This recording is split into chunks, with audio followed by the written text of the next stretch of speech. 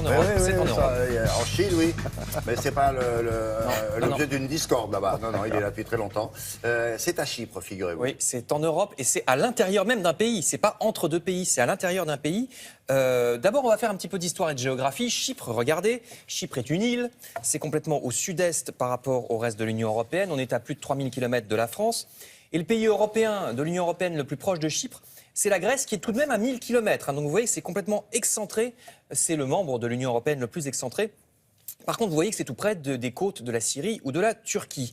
Alors voilà pour la géographie, je passe à l'histoire. On va voir d'abord quelques belles ruines grecques, parce qu'historiquement, Chypre, c'est une île grecque. Aujourd'hui encore, la majorité de la population, d'un point de vue culturel, c'est des Grecs. Ils parlent grec.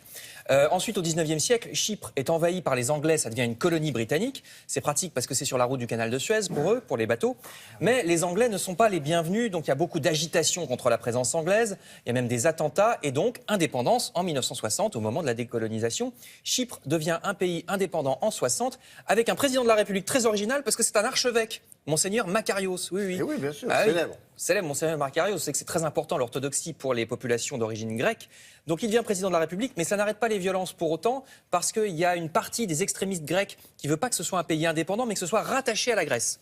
Donc voilà, ça reste quand même très agité politiquement. Et quelle est la population turque à l'époque? Elle dit quoi, elle? Alors j'arrive, parce que je vous parle de la majorité qui parle grec, 80% de la population, mais il y a une minorité qui parle turc, 18-20%, et ça ne va pas très bien entre les deux. Dès les années 60, il y a des violences très graves.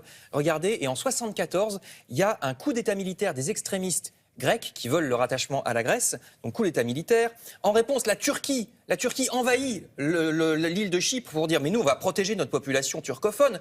L'ONU s'interpose, ça part dans tous les sens. Et depuis, on en est là. L'île est coupée en deux, mais alors vraiment coupée en deux, avec une frontière façon mur de Berlin. Vous voyez, il y a des checkpoints, des points de passage au milieu de cette ligne qu'on appelle la ligne verte. Historiquement, c'est parce qu'on a tracé sur la carte avec un crayon vert. Donc ça s'appelle la ligne verte. Vous voyez, c'est vraiment infranchissable. Si vous aviez une maison de l'autre côté, tant pis pour vous. Vous pouvez pratiquement plus accéder à votre maison.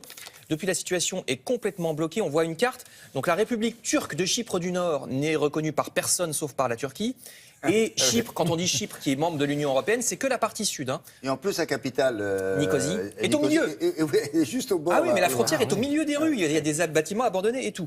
Alors ça fait un petit peu désordre au XXIe siècle en Europe. Bon.